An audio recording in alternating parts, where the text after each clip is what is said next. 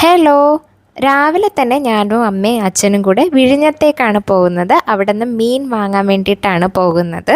അങ്ങനെ രാവിലെ ഒരു 7 മണിയൊക്കെ ആയപ്പോഴേക്കും ഞാനും അമ്മയും അച്ഛനും കൂടെ വിഴിഞ്ഞത്തേക്ക് പോയി. അവിടെ നല്ല ഫ്രഷ് മീൻ കിട്ടുമെന്ന് കേട്ടിട്ടുണ്ട്. അങ്ങനെയാണ് ഞങ്ങൾ പോയത്.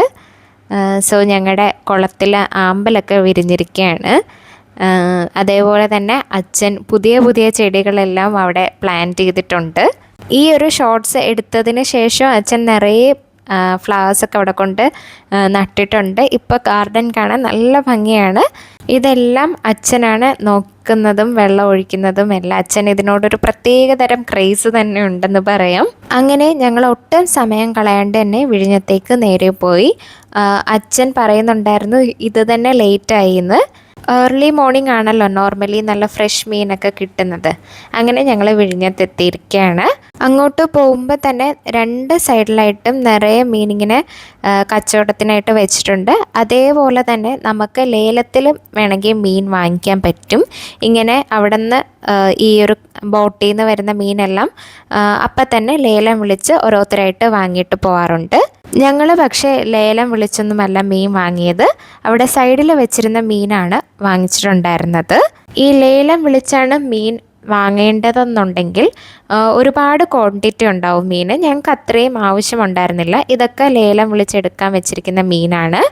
ഞങ്ങൾക്ക് പക്ഷെ അത്രയും ക്വാണ്ടിറ്റി മീൻ വേണ്ടായിരുന്നു. അതുകൊണ്ട് അവിടെ സൈഡിൽ വിൽക്കാൻ വെച്ചിരുന്ന മീനാണ് വാങ്ങിയിട്ടുണ്ടായിരുന്നത്. പിന്നെ കുറച്ച് ഉണക്കമീനും എല്ലാം വാങ്ങിച്ചിട്ടുണ്ടായിരുന്നു.